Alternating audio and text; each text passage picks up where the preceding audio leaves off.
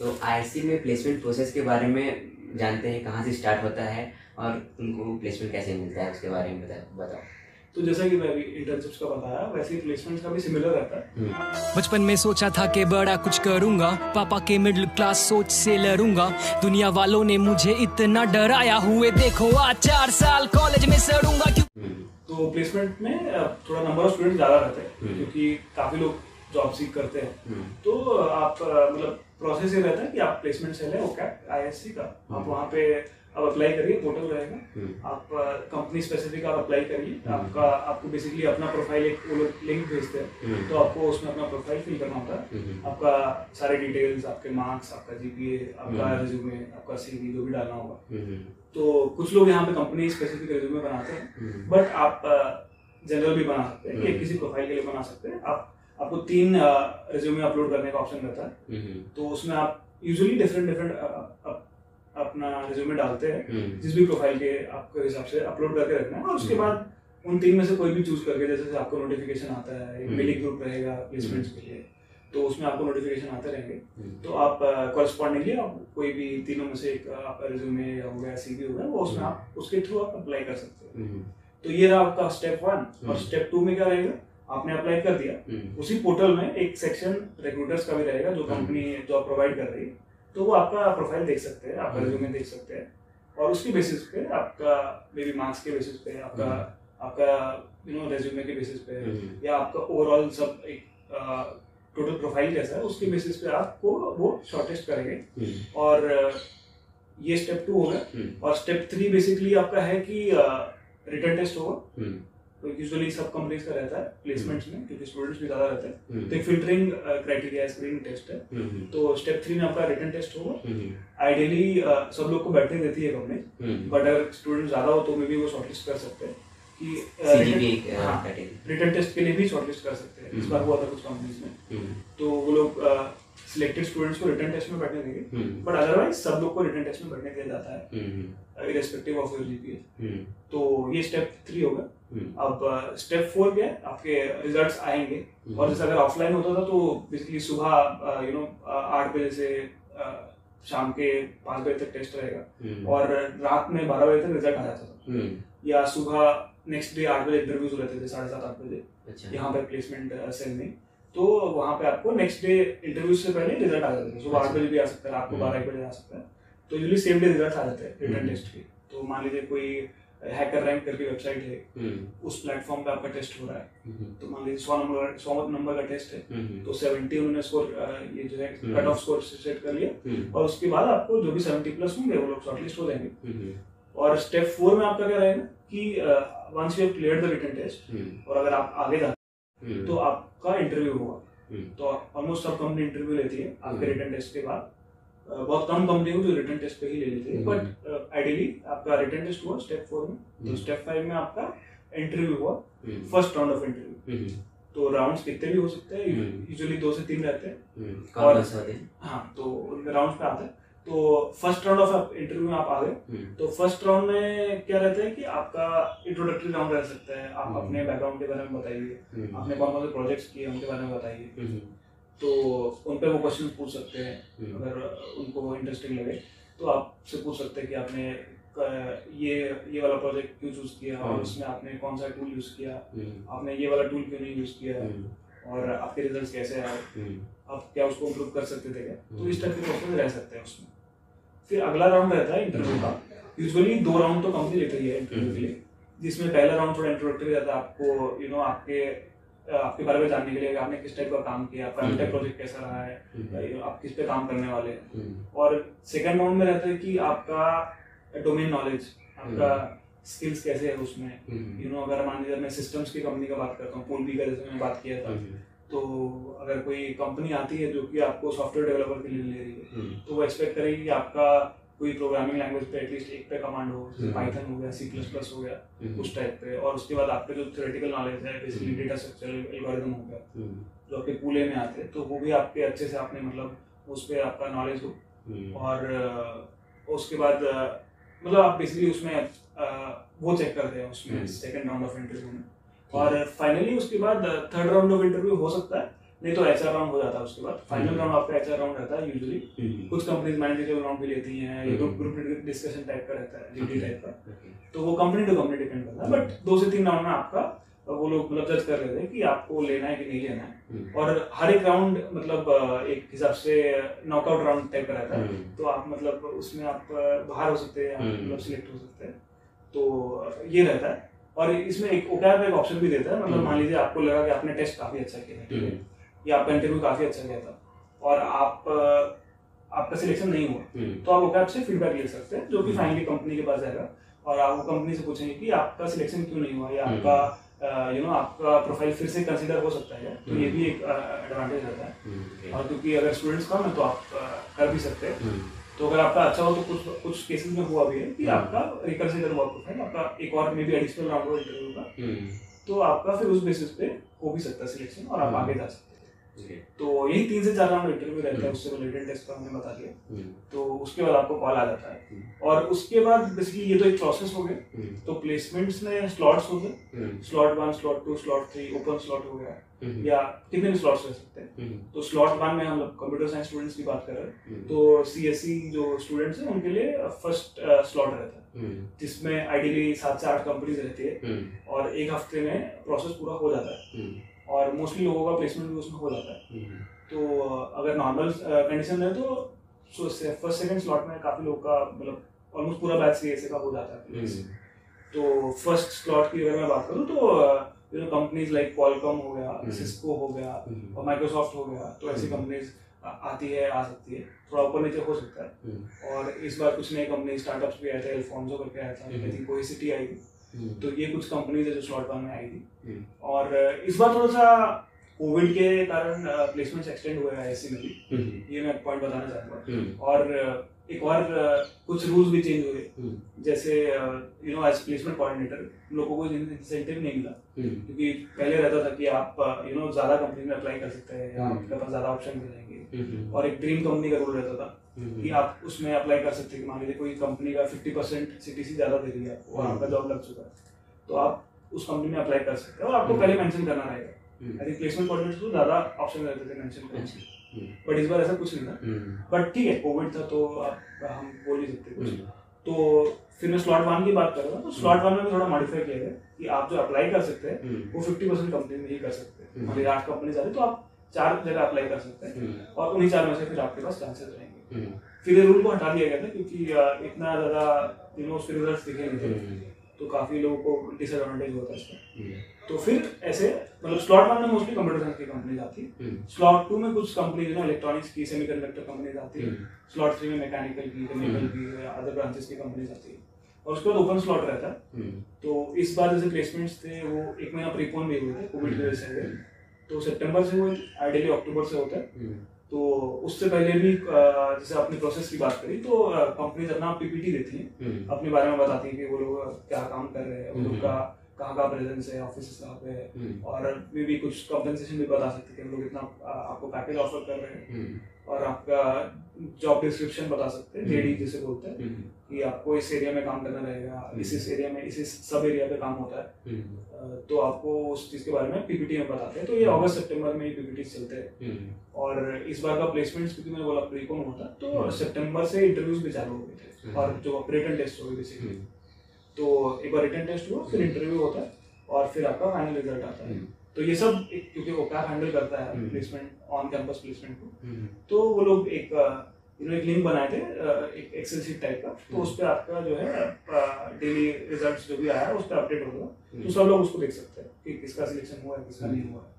और फिर अकॉर्डिंगली इस बार पॉलिसी था कि एक बंदा अगर एक बार प्लेस हो गया तो वो अनदर कंपनी में अप्लाई नहीं कर सकता। अच्छा, तो ये कोविड के कारण ही अप्लाई किया गया था। हाँ, पहले ऐसा रूल था हम लोग के सीनियर बैच में कि अगर आपका प्लेसमेंट एक बार हो गया तो आप 20% हायर अगर आपको सीटीसी देता है तो ऐसे 2 कंपनी में अप्लाई कर सकते हैं, आपका सिलेक्शन हो नहीं हो। इस बार बस ये जो पीटीओ वाले लोग थे उन लोग को ऐसा चांस दिया गया था, बट अगर आपका प्लेसमेंट होता है ऑन कैंपस तो आपको ऐसा चांस नहीं दिया। अच्छा, कोविड के तो फ्यूचर में फिर से ये रूल आ जाएगा कि ये रूल रहेगा अभी अगर जैसे अभी कोविड चल ही रहा है तो आई थिंक ये रूल रहेगा इस बैच के लिए भी, तो आई थिंक ये रूल है अभी भी। तो बट बाद में जब सिचुएशन नॉर्मल होगी तो ये रूल रिवर्स मतलब आप बाद में इजीली आप अप्लाई कर सकते हैं। और एनीवेज मतलब अगर आपका कैंपस में अच्छा ऑफर लगा नहीं भी लगा तो आप ऑफ कैंपस में ट्राई कर सकते हैं। तो ऑफ कैंपस का भी थोड़ा अलग प्रोसीजर रहता है, उसको हम बाद में बात करेंगे। बट अभी ऑन कैंपस प्लेसमेंट्स की बात करें तो एक मतलब स्टैंडर्ड ये रहता है, आप अप्लाई करिए, आपका प्रिपेयर करिए उसके लिए पहले, और अगर आपका परफॉर्मेंस अच्छा रहेगा तो कंपनी आपको सिलेक्ट करेगी और फिर आप आगे प्रोसीड कर सकते हैं। और आपका कोर्स वर्क भी पैरेलली चलता रहता है, तो उस पर भी ध्यान देना कि वो भी इफेक्ट ना हो, आपके ग्रेड्स खराब ना हो, आप उस पर भी आपको पूरा वो ध्यान दे पाए, और आपका प्रोजेक्ट भी धीरे धीरे पिकअप करता है पेस, तो आपको वो भी मैनेज करना रहता है, तो ये भी आपको ध्यान देना है। तो एक साथ 3-4 चीज़ें चलती रहती हैं, प्लेसमेंट चलते रहता है, आपका प्रोजेक्ट चलते रहता है, आपको कोर्स वर्क चलते रहता है, तो आपको सबको बैलेंस करके चलना पड़ेगा। तो एक आईआईएससी में एक और चीज़ है, जैसे हमने आईआईएससी वर्सेस आईआईटी बॉम्बे की बात करी थी, और मैंने बाकी आईआईटीज में भी मतलब फ्रेंड से बात करी है, तो कोर्स वर्क थोड़ा हेक्टिक है, क्योंकि अभी जैसे 3-4 चीज़ों की हमने बात करी पैरेलली चल रही, तो वो कभी कभी कुछ स्टूडेंट्स उसमें परफॉर्म नहीं कर पाते अंडर प्रेशर, कुछ लोग कर लेते, बट वो कोर्सेज क्योंकि काफ़ी सारे हैं, आपको 43 क्रेडिट्स पूरा करना है, तो वो थोड़ा हेक्टिक हो जाता है। बट अभी तो आई डोंट थिंक कि उसमें कोई चेंज है, तो आपको अगर आप इस ईयर प्लेसमेंट में बैठ रहे हैं, प्रिपेयर कर रहे हैं, तो आपको मैनेज करना पड़ेगा मतलब जैसे कि। तो बट हाँ, मेरे को ऐसा लगता है, मतलब मेरा ओपिनियन है कि कोर्सेज थोड़े कम होने चाहिए कोर्स वर्क वालों के लिए एटलीस्ट, क्योंकि आप 3-4 चीज़ें कर रहे हैं। तो यहाँ पे एक और पॉइंट मैं रखना चाहूँगा कि मतलब जो मुझे लगता है कि रिसर्च वालों को इसमें थोड़ा एडवांटेज रहता है, जैसे एमटेक रिसर्च करके भी एक कोर्स ऑफर है आईआईएससी में, जिसे एमएस भी बोला जाता है कुछ आईआईटीज में। तो वहाँ पे क्या रहता है कि आपको 12 आईआईएससी में बोलूँ तो 12 क्रेडिट्स आपको करने हैं, जो सीएसए के 3 कोर्सेज के बराबर है। तो और उसमें भी आपको 7 से ऊपर पॉइंटर रखना है, और कुछ रिलैक्सेशन रहता है, बट आइडियली 7 से ऊपर रहे। तो आपको 3 कोर्सेज करना और 1 साल का टाइम दिया जाता है, 1 से 1.5 साल। और यूजुअली लोग अपने फर्स्ट सेम में 3 कोर्सेज लेके या फर्स्ट सेम में 2 कोर्स लेके और बाद में पूरा करके अपना अच्छा पॉइंटर बना के और मतलब कोर्स वर्क फिनिश कर देते हैं, और बाद में अपना रिसर्च प्रॉब्लम जो भी हुआ या जो भी उनको एडवाइजर जैसे बोले तो वो ऐसे करते हैं। तो वो थोड़ा एडवांटेज रहता है क्योंकि कोर्सेज नहीं करने रहते हैं एटलीस्ट। मतलब वहाँ पे भी आप कभी कभी लॉस्ट हो सकते हैं कि ओपन एंडेड प्रॉब्लम है रिसर्च का, आपको समझ में नहीं आ रहा है कि आपको क्या करना है, बट थोड़ा सा मुझे लगता है कि प्रेशर कम रहता है क्योंकि आपके कोर्सेज नहीं है एटलीस्ट। और प्लेसमेंट्स और रिसर्च वालों को एक और एडवांटेज रहता है कि आप थर्ड सेम में नहीं बैठते, क्योंकि आपका थोड़ा 3 साल का कोर्स रहता है, 2.5 से 3 साल का, तो आप 5th सेम में बैठ सकते हैं। जब आपका एमटेक रिसर्च खत्म होने वाला है उस टाइम आप बैठ सकते हैं। तो उसमें जब हम बाद में ऑफ कैंपस की बात करेंगे तो वो भी थोड़ा एडवांटेज रहता है, क्योंकि ऑफ कैंपस यूजुअली आप इमीडिएट वर्क ज्वाइनिंग के लिए रहता है। मान लीजिए आपका अभी इंटरव्यू हुआ तो हो सकता है कि आपको अगले हफ्ते से ज्वाइन करना पड़े, या अगर इंटरव्यू प्रोसेस लॉन्ग चलता है यूजुअली 1-2 महीना चलता है, तो 2 महीने के बाद से वो एक्सपेक्ट कर रहे हैं आप ज्वाइन करेंगे कंपनी को। तो वो एमटेक रिसर्च वालों के लिए एडवांटेज है। क्या कंपनी एक एमटेक कोर्स प्रोग्राम हो गया जो प्योर एमटेक डिग्री बोलते हैं हम लोग, और एक एमटेक रिसर्च प्रोग्राम हो गया जिसको एमएस भी बोलते हैं, तो इन दोनों डिग्री में डिफरेंस देखती है या फिर दोनों का सेम प्रोबेबिलिटी रहता है सिलेक्शन होने का? नहीं, मुझे ऐसा नहीं लगा कभी भी, मतलब इवन मेरे सीनियर्स को भी नहीं लगा कि ऐसा कोई डिफरेंस देखती है कंपनी। मतलब आपको सिलेक्ट करेगी आपके स्किल के बेसिस पे, अगर आपका प्रोफाइल अच्छा है, आपके स्किल्स अच्छे हैं और आप उसको प्रूव कर पाए बेसिकली, क्योंकि इंटरव्यू रहता है, कुछ लोग नहीं अच्छा परफॉर्म करते हैं, टेस्ट रहता है, तो अगर आप ये सब फैक्टर्स को ध्यान में रखें और आप एक्सेल करें उसमें तो कंपनी आपको डेफिनेटली लेगी। और अपॉर्चुनिटीज भी मिलती है, कुछ कंपनीज हो सकता है 2 बार आए सेम प्लेसमेंट सीजन में, और हो सकता है पहली बार ज्यादा लोगों को ना लेके जाए, सेकंड टाइम में लेके जाए, तो ऐसा भी इस बार हुआ है। तो मतलब आपको बेसिकली अपने स्किल्स को इम्प्रूव करना है, और सॉफ्ट स्किल भी उसमें आ सकते हैं। आपको कॉन्फिडेंटली अपने जो भी आपको आता है, आपका नॉलेज है, उसको आपको अच्छे से प्रेजेंट करना है और ज़्यादा नर्वस नहीं होना भी। तो अगर आप वो कर सकते हैं तो आपका अच्छा प्लेसमेंट होने के काफ़ी चांसेस रहते हैं। ग्रेट। तो हमने अभी देखा प्लेसमेंट प्रोसीजर क्या होता है आईआईएससी में, तुम अपने प्लेसमेंट एक्सपीरियंस के बारे में बताओ, तुम्हारे कैसे इंटरव्यू एक्सपीरियंस थे? तो अपने इंटरव्यू एक्सपीरियंस के बारे में जैसे मैंने स्टार्टिंग में बताया था, मैं एक स्टार्टअप है आरना नेटवर्क्स, तो वहाँ पे मैं अभी जॉब कर रहा हूँ as member of technical staff.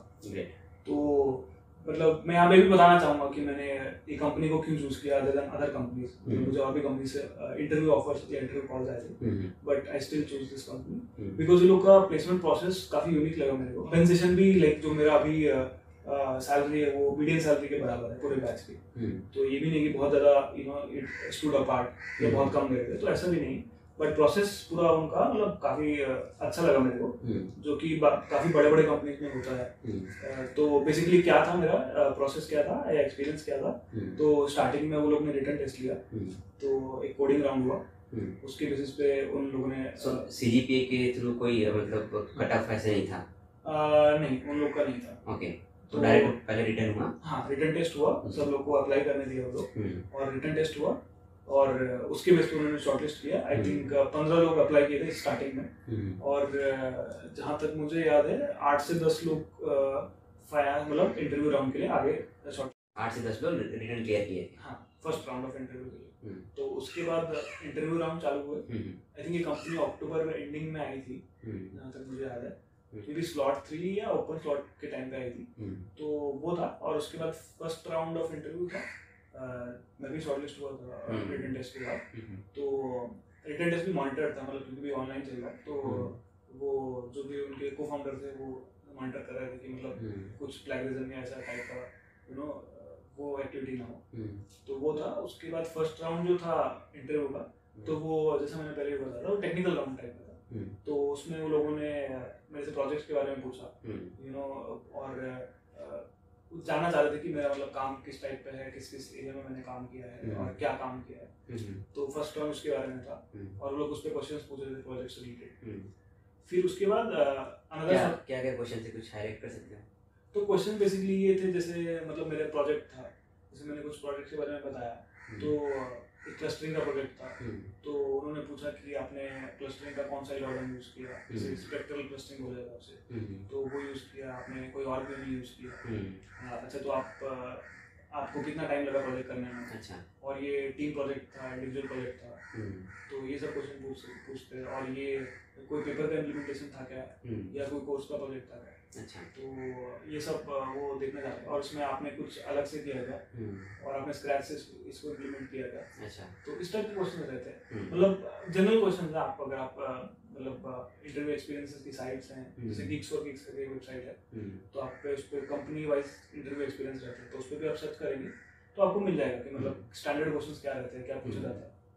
तो प्रोजेक्ट्स आपके अलग हो सकते हैं, बट मैं ये प्रोजेक्ट की बात कर रहा था फर्स्ट राउंड में, तो मेरे से प्रोजेक्ट्स पे इस टाइप के कुछ क्वेश्चन पूछे गए। ओके, तो फिर फर्स्ट राउंड में कितने लोग फिर क्लियर किए फर्स्ट राउंड को? आई थिंक फर्स्ट राउंड के बाद 5 लोग रह गए थे। अच्छा, जो फर्दर राउंड्स के लिए जो शॉर्टलिस्ट हुए थे। तो ये था। तो उसके बाद सेकंड राउंड हुआ, जिसमें अराउंड 5 लोग थे। और सेकंड राउंड में बेसिकली उन्होंने मेरे से मतलब मेरे को प्रॉब्लम दिया। उन्होंने बोला कि मतलब आप इसको कैसे सॉल्व करेंगे। आई थिंक सिस्टम डिजाइन का प्रॉब्लम था कि आपको मान लीजिए कोई डेटाबेस बनाना है, तो आप कैसे बनाएंगे। और मैंने एक कोर्स पे ऑडिट किया था, तो मैं उसमें बता पाया कि मतलब क्या कैसे बनाएंगे, कौन सा एल्गोरिथम यूज करेंगे। जैसे आपको डेटाबेस में कोई एंट्री सर्च करना है, तो आप कैसे सर्च करेंगे, आप लीनियर सर्च यूज करेंगे, बाइनरी सर्च यूज करेंगे, क्यों करेंगे, उस टाइप के क्वेश्चंस हो गए। और उसके बाद आपको स्टोर करना है जो डेटा के वैल्यूज है, तो आप कैसे स्टोर करेंगे, कौन सा डेटा स्ट्रक्चर यूज करेंगे, और कौन सा क्यों नहीं करेंगे, उस टाइप के क्वेश्चन हो गए। फिर आपके पास लाइक आप कौन सा मेमोरी का कौन सा पार्ट यूज करेंगे, कैश मेमोरी यूज करेंगे, कैसे यूज करेंगे, और उसका जो फंक्शन है उसको कैसे लिखेंगे। तो उस टाइप के कुछ क्वेश्चंस थे। और इसके बाद मैं कंपनी के बारे में बताना चाहूँगा कि यूजुअली यहाँ पे खत्म हो जाता है, मतलब 2 राउंड से 3 राउंड में वो जज कर लेते हैं, बट इसका अराउंड 5 से 6 राउंड होते। तो हाँ, मतलब तो यही कुछ राउंड या यही कुछ क्वेश्चंस अलग अलग पैनलिस्ट में पूछे थे, मतलब अलग अलग इंटरव्यूज में। तो कुछ क्वेश्चन रिपीट भी थे, बट जो इंटरव्यूअर था वो अलग था। मतलब इसी क्वेश्चन को जैसे अलग ढंग से पूछा गया कि ये प्रॉब्लम है, तो आपने इसको ऐसे सॉल्व करा। तो बेसिकली आपने इस मेमोरी का यूज़ किया, कैश मेमोरी का यूज़ किया, तो आपने डायरेक्टली आप सेकेंडरी मेमोरी में क्यों नहीं स्टोर कर सकते, इस टाइप का क्वेश्चन हो गया। या आपने कौन सा L1 L2 कैश करके होता है, तो आपने कौन सा यूज़ किया, और कौन सा टेक्निक आपने कैशिंग का यूज़ किया। तो वो टाइप के क्वेश्चन हो गए। तो वो मतलब अलग अलग इंटरव्यूज में अपने अपने हिसाब से पूछा, जैसे वो भी उनका भी काम चलता है, या जितना उनको मतलब उस एरिया के बारे में पूछा, तो वैसे पूछा। तो ऐसे मतलब सेकंड राउंड हुआ, थर्ड राउंड में भी पूछा गया। और फोर्थ राउंड जो था वो बेसिकली क्योंकि स्टार्टअप है, तो स्टार्टअप के को फाउंडर थे, तो वो आए थे फोर्थ राउंड में। तो वो मतलब slightly technical, slightly HR type का था। तो उन्होंने बेसिकली मतलब कुछ टेक्निकल क्वेश्चन पूछे कि आपने प्रोजेक्ट्स अच्छा ऐसे कर रखे हैं, तो आप उनके बारे में बताइए कि आपने मतलब थोड़ा ब्रीफ में बताइए कि आपने क्या किया।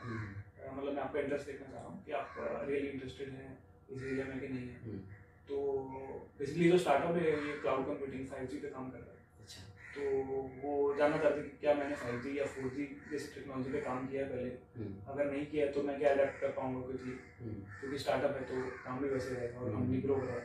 और उसके बाद दूसरा ये कि जैसे HR में कुछ क्वेश्चन बता सकता हूँ कि मतलब वो को लोग पूछा कि आप PhD तो नहीं करेंगे और अभी तो नहीं ज्वाइन करेंगे, मतलब ऐसे क्वेश्चन थे। आप स्टार्टअप वर्सेस एक बड़ा कंपनी में स्टार्टअप को प्रेफर करेंगे क्या और क्यों करेंगे, तो इस टाइप के क्वेश्चन पूछे गए मतलब। और इंटरव्यू का टाइमिंग अगर मैं बताना चाहूँ तो अराउंड 1-1 घंटे का ऑलमोस्ट सारे इंटरव्यूज थे। फोर्थ राउंड थोड़ा कम गया था, आधा घंटा गया होगा, लेकिन ये कंपनी का 1-1 घंटे का इंटरव्यू था। और बाकी कंपनीज में अगर बात करें तो आधे घंटे से 45 मिनट का रह सकता है। बट इसमें एक पॉइंट मैं हाईलाइट करना चाहूँगा कि आपके पास एक प्रोजेक्ट ऐसा होना चाहिए जिसमें आप जो है मतलब 40-45 मिनट उसके बारे में बोल पाए। और आपने किया हो ऐसा प्रोजेक्ट जो वो 3 महीने 6 महीने का प्रोजेक्ट हो ऐसा, जिसमें आपका एफर्ट भी दिखे, और मतलब जैसा भी प्रोजेक्ट हो बट वो आपका एफर्ट दिखे कि आपने ऐसे डिजाइन किया प्रोजेक्ट को, आपने और आपने ये ऐसे इम्प्लीमेंट किया, उसका फ्रंट एंड ऐसा था, मिडिल एंड ऐसा था और बैक एंड ऐसा था। तो आप लेयर्स में आप कैसे प्रोसीड करें, आपने टॉप डाउन अप्रोच लगाया, बॉटम अप अप्रोच लगाया, ये सब आप इसको जस्टिफाई करवाना चाहिए। तो ये एक इम्पोर्टेंट पॉइंट है इसके लिए। तो ये मेरा 4th राउंड था बेसिकली इंटरव्यू का। तो उसके बाद मेरा 5th राउंड हुआ बेसिकली। तो ये HR जो एक्चुअल HR थे उन्होंने लिया। तो एक टेलीफोनिक राउंड ही था। अभी तक जो इंटरव्यूज थे वो एक मतलब ऑनलाइन वीडियो कॉल के थ्रू, गूगल मीट हो गया या माइक्रोसॉफ्ट टीम्स हो गया, इसके थ्रू ही हो रहे थे। तो बट जो फाइनल राउंड हुआ था वो अगर कोविड नहीं रहता तो ये 1-to-1 हो सकता था, या 4-5 लोग बैठे होते टेबल पे, वो आपसे पूछ सकते थे। अच्छा। तो क्योंकि अभी भी वर्चुअल चल रहा है तो मैं अभी ज़्यादा वर्चुअल पे फोकस करूँगा। तो मतलब या तो टेलीफोनिक हो सकता है ऑडियो कॉल के थ्रू, या आपका जो भी वीडियो कॉलिंग सॉफ्टवेयर है, गूगल मीट हो गया, टीम्स हो गया, इनके थ्रू हो सकता है, जूम कॉल के थ्रू हो सकता है, जिसमें आपको अपना वीडियो ऑन रखना पड़ेगा ताकि थोड़ी ट्रांसपेरेंसी रहे, वो लोग भी कर सकते हैं। और कई बार आपको जैसे मान लो कोडिंग राउंड है तो आपको शेयर स्क्रीन करने बोल सकते हैं। मेरे से भी एक राउंड करवाएगा था कि आपका कोई भी टेक्स्ट एडिटर है, नोटपैड++ हो सकता है या सबलाइन टेक्स्ट करके आता है, तो आप वो खोलिए, आपको टास्क दिया जाएगा, आप शेयर स्क्रीन करिए, क्योंकि अभी वर्चुअल है तो एडजस्ट करिए अकॉर्डिंगली। तो आप लाइक हैंड्स ऑन आप करके दिखाइए कि आप कैसे करेंगे, आप कर पा रहे हैं कि नहीं कर पा रहे, प्रेशर को कैसे हैंडल कर रहे हैं, तो ये सब हो गया। तो फिर मैं अपने इंटरव्यू राउंड्स की बात कर रहा था। तो 5th राउंड के बारे में बात कर रहे थे। तो बेसिकली HR राउंड था, तो वो जनरल HR क्वेश्चन पूछे अगेन, लाइक स्टार्टअप ज्वाइन करोगे, आपके पास कोई और जॉब ऑफर्स है क्या, whether you stick to the company or not, तो ऐसा things like that, area of interest क्या है आपका, आप कैसे कंट्रीब्यूट कर सकते हैं कंपनी के लिए, और आपको भी रिटर्न आपको कंपनी अच्छा कंपनसेशन दे रही है क्या। तो ऐसे कुछ क्वेश्चंस थे। तो तुमने कैसे कन्विंस कराया कि मैं स्टार्टअप में स्टिक करूंगा और कोई दूसरी कंपनी ज्वाइन नहीं करूंगा? तो एक्चुअली मुझे उस टाइम पे रियलाइज नहीं हुआ, बट बाद में जब मैं ज्वाइन किया तो लोग मेरा वेलकम किया, ऐसा ओरिएंटेशन टाइप का होता है। तो वो लोग ने बताया कि मतलब हम लोग देख रहे थे कि बंदे का पैशन हो काम करने के लिए, और स्टार्टअप में चाहिए एनर्जी चाहिए और थोड़ा कुछ दिखना चाहिए, और लोग वहाँ पे लोग ऑलमोस्ट 10 से 15 साल सबका वर्क एक्सपीरियंस है। तो मेरे को एज ए फ्रेशर हायर किया पूरा IIT का ISC से। तो बट वही है कि आपका पैशन दिखना चाहिए, और मतलब मैं भी यही बोला कि लाइक अभी मेरा लर्निंग फेज है, तो I want to learn as much as possible, grow as quickly as possible, और हम लोग का 20s चल रहा है अभी, तो वही मतलब मैं भी यही बोला।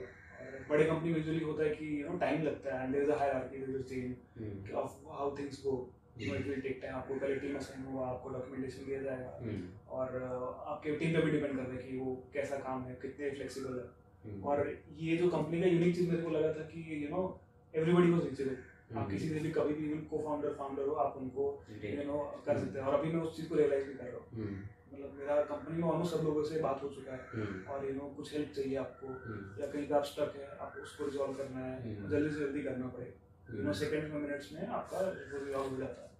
तो वो एक फैक्टर था जो मैं भी अब लग रहा है कि कन्विंस कर पाया उनको, और वो उस चीज़ में मज़ा भी आ रहा है, मतलब वो सीखने को भी काफ़ी कुछ मिल रहा है। तो वो एक ये था मतलब क्वेश्चन का आंसर कि स्टार्टअप का सबसे बड़ा कंपनी।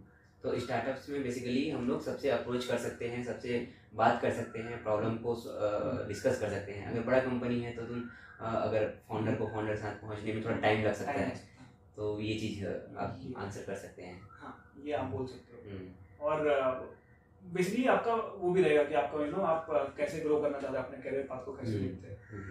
तो उसमें भी अगर आप मतलब आप चाहते हैं कि आप काफ़ी कुछ सीखे और काफ़ी जल्दी सीखे, और IISc में भी आपको एक ऐसा प्लेटफॉर्म मिलता है तो उसको कंटिन्यू रखना चाहते हैं, तो आप वो भी बोल सकते हैं कि मैं चाहता हूँ कि मैं जल्दी ग्रो करूँ और मतलब मैं कंट्रीब्यूट भी मैं जल्दी कर पाऊँ। अगर बड़े कंपनी में रहेंगे तो एज अ फ्रेशर, जैसे मैं भी एक फ्रेशर ही हूँ और काफ़ी फ्रेशर्स रहते हैं हम लोग के बैच में, तो they might not be able to contribute as early as possible। The बड़ा कंपनी है and we want to contribute to the product of the company, that जो भी लॉन्च करने वाले हैं वो लोग। तो एज अ फ्रेशर में भी आपके पास इतना एक्सपीरियंस नहीं है, आप कुछ गलतियां कर सकते हैं, कर सकते हैं जो कि कंपनी के लिए बाद में डिफिकल्ट हो। तो इसलिए आपको मतलब उनका भी प्रोसेस है, बट स्टार्टअप में क्योंकि आपका लर्निंग भी फास्ट रहता है तो आपका आउटपुट भी हो सकता है जल्दी आए। तो वो मेरे को दिख भी रहा है यहाँ पे, तो मतलब इसलिए आप ये भी बोल सकते हैं कि मैं कंट्रीब्यूट जल्दी करना चाहता हूँ। तो ये कुछ लाइक स्पेसिफिक सैंपल आंसर्स है जो आई थिंक आप यूज कर सकते हैं मतलब अपने इंटरव्यूज। तो अब बात करते हैं कि IISc में कौन कौन सी कंपनीज आती है और कितने % लोगों का यहाँ पर प्लेसमेंट के थ्रू जॉब मिलता है। तो IISc में अगर मैं अपने बैच की बात करूँ तो कंपनीज लाइक माइक्रोसॉफ्ट, गूगल और क्वालकॉम, सिस्को, ऐसे कंपनीज आती है। इंटेल हो गया, तो ऐसे कुछ कंपनीज है, मतलब काफ़ी कंपनीज आते हैं। तो स्पेशली कंप्यूटर साइंस की अगर मैं बात करूँ तो आपको मतलब जितने नंबर ऑफ स्टूडेंट्स उससे तो ज़्यादा ही कंपनीज आती हैं। और उसके बाद एक कंपनी 2 से 3 प्रोफाइल भी ऑफर कर सकती है। सोनी जापान आई थी तो उसमें 10 से 11 प्रोफाइल ऑफर करे थे। उसमें से मतलब कंप्यूटर साइंस वाले भी 6-7 प्रोफाइल भी तो अप्लाई कर सकते थे। तो वैसे तो कितने स्टूडेंट्स एक साल में रहते हैं एमटेक के लिए? तो हम लोग के बैच में अराउंड 56 लोग जो थे प्लेसमेंट्स में बैठे थे और 66 का बैच था टोटल, विच इंक्लूडेड जो भी एमटेक कोर्स प्रोग्राम CSA में 66 लोग का एडमिशन हुआ था तुम्हारे बैच में, जिसमें 56 लोग इंटरेस्टेड थे प्लेसमेंट के लिए। 56 में से कितने लोगों का प्लेसमेंट हुआ था फिर? तो प्लेसमेंट सेशन खत्म हो रहे होते सब लोग का 56 का सबका हो गया था प्लेसमेंट, 100% प्लेसमेंट। ग्रेट। तो हाँ प्लेसमेंट सबका हो गया था। और कुछ लोग इस बार थोड़े कम थे, बट मल्टीपल जॉब ऑफर्स में से 2 से 3 ऑफर थे। और जो लोग इनिशियली एक्सपेक्ट कर रहे थे कि उनका इतना अच्छा नहीं होगा, बट वो लोग को भी मल्टीपल जॉब ऑफर्स मिले थे यार। उनका कई लोगों का CTC पहले से इंप्रूव हुआ। तो कितने कंपनीज आती है टोटल? कंपनीज का नंबर आई थिंक अराउंड 100 होगा। 100 कंपनी और 66 स्टूडेंट्स। हाँ तो वही मतलब तो these include स्टार्टअप्स भी और अलग अलग जॉब प्रोफाइल्स के लिए भी।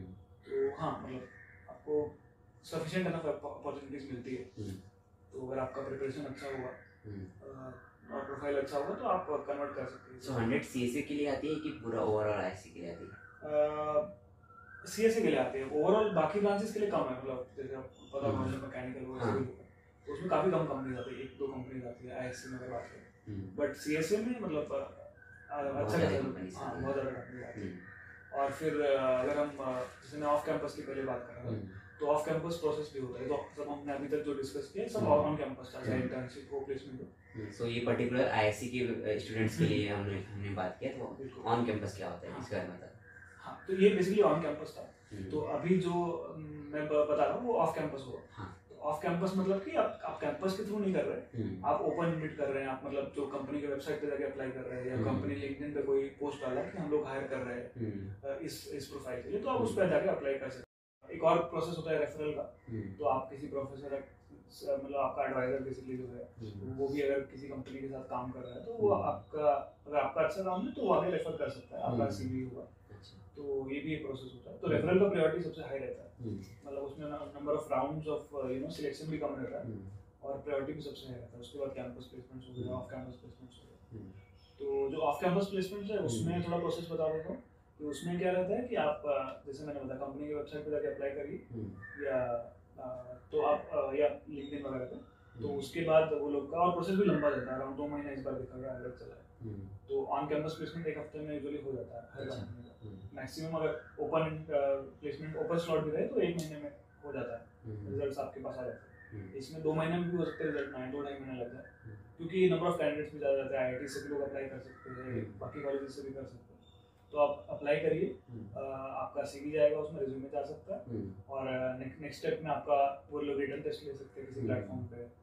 अभी तो मैं ऑनलाइन कर बता सकता हूँ, तो वो रिटन टेस्ट होगा, और उसके बाद फिर राउंड्स ऑफ इंटरव्यूज होंगे बेस्ड ऑन आपका सिलेक्शन होता है कि नहीं। तो ऑफ कैंपस में एक और पॉइंट है कि वो यूजुअली नंबर ऑफ राउंड ज़्यादा रहता है, because I think number of candidates भी ज़्यादा है, तो वो मतलब 5 से 6 राउंड भी काफ़ी कंपनीज लेती है।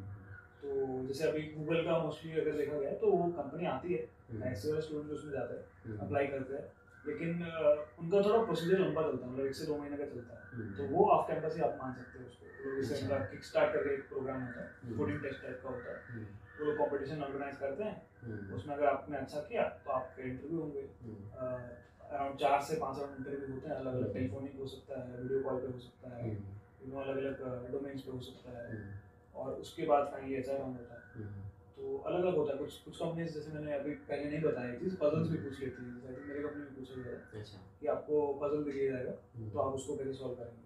अब ये चीज़ हटा दिया गया है वैसे काफ़ी कंपनीज से, बट पजल्स भी कुछ चीज़ें पूछती है, रिडल्स टाइप के, तो वो हो सकता है। तो ऑफ कैंपस मतलब ये मेजर डिफरेंस ये है कि नंबर ऑफ राउंड ज़्यादा होता है, और ऑन कैंपस ज़्यादा कॉम्पिटिशन भी हो सकता है, तो वो मेजर रहता है। बट आपके पास अगर आपने IISc में अच्छा काम किया तो आपको एडवांटेज रहेगा। सो कितना CPC मिलता है एवरेज और मीडियन जो भी होता है वो बता दो। अगर मैं प्लेसमेंट स्टैट्स की बात करूँ तो मिनिमम इस बार आई थिंक 9 लाख गया था CSA की मैं अगर बात करूँ, और एवरेज अराउंड 22 पहुँच गया था जब हम लोगों ने लास्ट टैली किया था, 22 लाख पर एनम, और मैक्सिमम जो था वो अराउंड 45 लाख का CPC भी था, ओवरऑल जो कंपटीशन है वो दिया गया। तो ये रफली स्टैट्स हैं हमारे बैच के। तो जिसके लो पॉइंटर भी रहते हैं उनका भी प्लेसमेंट होना पक्का रहता है, क्योंकि जैसे आपने बताया कि 56 लोगों का उन्होंने इंटरेस्ट दिखाया था और 56 लोगों का हो गया था, तो IISc में आना मतलब तुम्हारा प्लेसमेंट पक्का है, CSA डिपार्टमेंट में हो सकते हैं। हाँ मतलब आप कह सकते हो, मतलब किसी को लाइटली नहीं लेती है, बट हाँ मतलब आपका पक्का है उनकी प्लेसमेंट, क्योंकि इतने स्टूडेंट्स से उससे ज़्यादा कंपनी सारी हैं और हर कंपनी 2-4 प्रोफाइल ऑफर कर रही है, तो इसमें आपके अपॉर्चुनिटी ज़्यादा बढ़ जाते हैं। हाँ वो चीज़ है। तो तुम CSA डिपार्टमेंट में प्लेसमेंट कोऑर्डिनेटर के रूप में तुमने काम किया है, तो तुम्हारा क्या एक्सपीरियंस है और क्या जॉब रहता है एक प्लेसमेंट कोऑर्डिनेटर का, और कैसे बेनिफिट मिलता है प्लेसमेंट कोऑर्डिनेटर को? तो प्लेसमेंट कोऑर्डिनेटर का क्या जॉब रहता है बेसिकली, जैसे आप मैंने बताया OCAP करके प्लेसमेंट सेल है हमारा, और एक डिपार्टमेंट है CSA डिपार्टमेंट की बात करें तो अब स्टूडेंट्स के कुछ डाउट्स रह सकते हैं, एक मीडिएटर चाहिए बेसिकली कि आप हो सकता है कि प्लेसमेंट सेल वाले जो भी प्लेसमेंट ऑफिसर है या प्लेसमेंट सपोर्ट वाले वो आपको डायरेक्टली आंसर नहीं कर पाए, क्योंकि बाकी डिपार्टमेंट्स के भी रहेंगे और कंपनी के मिल जाते, तो आप एक मीडिएटर असाइन करते हैं।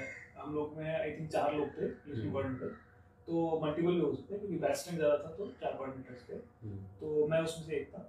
तो आपको बेसिकली आपको कोऑर्डिनेट करना होता है कि जो भी स्टूडेंट्स के डाउट है वो प्लेसमेंट सेल तक पहुंचे, उनके कंसर्न्स जो हैं, कुछ फीडबैक है वो पहुंचे, और प्लेसमेंट सेल का अगर कुछ डिमांड है हाँ, या उनको कुछ लग रहा है कि आप अच्छे से नहीं कर रहे हैं स्टूडेंट्स या कुछ मिसबिहेव कर रहे हैं, तो उसको हाईलाइट करें और स्टूडेंट्स को वो पहुंचाएं अच्छे से।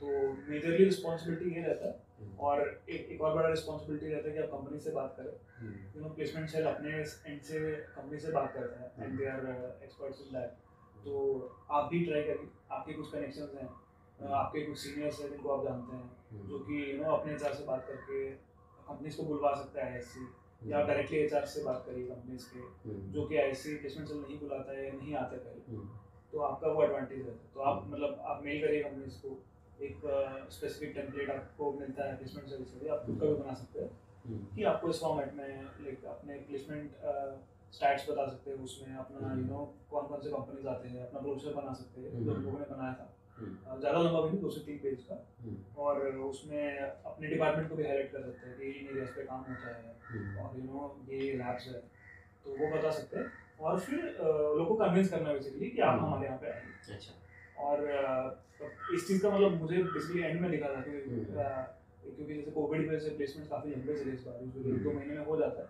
बट इस बार ऑलमोस्ट पूरा मतलब MTech के एंड तक हम लोग के कुछ लोग का बचा था, तो एंड में काफ़ी लोगों का मतलब मैं भी I was able to push them to get a job, तो वो मुझे मतलब थोड़ा सा अच्छा लगा, और डायरेक्टली HR से बात करना नॉट नेसेसरली कि ईमेल पे, तो आप फ़ोन कॉल पे भी कर सकते हैं, बट रिकमेंडेड रहता है पहले आप मेल करिए उनको, अगर वो आपको नंबर शेयर करते हैं या अगर आगे बात पड़ता है तो फिर आप कॉल कर सकते हैं।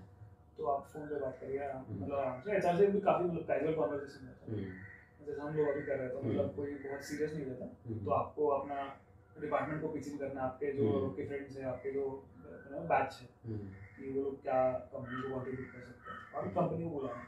तो ये रहता है, ये चैलेंजिंग टास्क है, बट मतलब आप डिपार्टमेंट के लिए आप इतना कर सकते हैं। तो इसके फिर बेनिफिट्स क्या रहते हैं एक प्लेसमेंट कोऑर्डिनेटर को? क्या कोई तो इस बार मतलब कुछ खास बेनिफिट्स नहीं थे इन कोविड की वजह से, बट बेनिफिट्स ये रहते हैं कि कुछ कंपनीज में भी प्रायोरिटी देती है, दे सकती है, ऐसा कोई फिक्स नहीं है, बट दे सकती है प्लेसमेंट कोऑर्डिनेटर्स को, या अपॉर्चुनिटी ज़्यादा मिल सकती है प्लेसमेंट कोऑर्डिनेटर्स को। और सबसे बड़ा जो इस साल भी मैं बोलूँगा एडवांटेज था, आपके स्किल्स, सॉफ्ट स्किल इंप्रूव हो सकते हैं, आपके नेगोशिएशन स्किल्स इंप्रूव हो सकते हैं। तुम एचआर से बात कर रहे हो, तुम कंपनी के लोगों से बात कर रहे हो, तो और आपको थोड़ा प्रोसेस भी कभी पता चलता है कि एक्चुअल में क्या काम कैसे हो रहा है, बिकॉज़ अदर देन दैट आप बस रिटर्न टेस्ट दे रहे हैं, इंटरव्यू दे रहे हैं और आप नॉर्मल कोर्सेज कर रहे हैं। तो थोड़ा सा आपका स्किल्स भी आप आप बेसिकली आप नेटवर्क कर सकते हैं, आप और लोगों से कनेक्ट हो सकते हैं, जो आपके फर्दर कैरियर में हेल्प करे आगे जाके। आपको जॉब स्विच करना है या आपको किसी और कंपनी में या उसी कंपनी में सेम प्रोफाइल पे से दूसरे प्रोफाइल में जाना है, तो वो लोग उस चीज़ में भी आपको हेल्प करता है।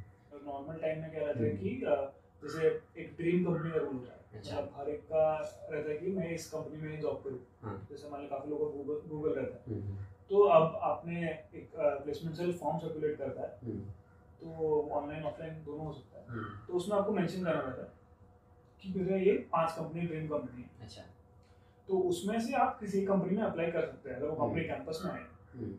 But I think placement coordinators के पास 2 से 5 का ऑप्शन रहता है। अच्छा। तो वो मल्टीपल कंपनीज में, लाइक आई थिंक 5 कंपनीज में अप्लाई कर सकते हैं एज ड्रीम कंपनीज। और जो आपका एक मैंने पॉइंट बता दिया कि 20% हायर सीटीसी में भी आप अप्लाई कर सकते हो, जो कि नॉर्मल स्टूडेंट्स नहीं कर सकते। हाँ, तो नहीं, नॉर्मल कंडीशन में कर सकते हैं, बट प्लेसमेंट कोऑर्डिनेटर के साथ वो नंबर ऑफ कंपनीज मोर रहता है, लाइक 2 से नॉर्मल के लिए 2 रहता है, तो आई थिंक आप 5 में कर सकते हैं।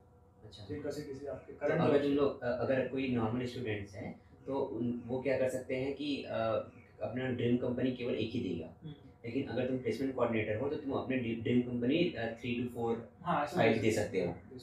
अच्छा, और फिर आप बेसिकली आप अप्लाई कर सकते हो और आपको मोर अपॉर्चुनिटीज मिल सकती है।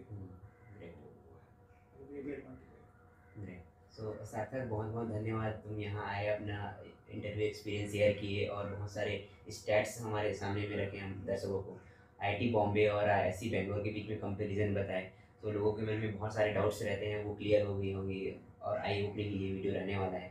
सो बहुत बहुत धन्यवाद और all the best for your future. Thank you Kumar, मुझे बुलाने के लिए और मैं अपना एक्सपीरियंस शेयर कर पाया। आई होप लोगों के लिए बेनिफिशियल हो और इस साल और भी अच्छे प्लेसमेंट्स हो, और इन जनरल भी लोग जो आना चाह रहे हैं आईआईएससी वो आए आईआईएससी और एंजॉय करें यहाँ का अच्छा कैंपस और अच्छे interaction with students and faculty. Thank you.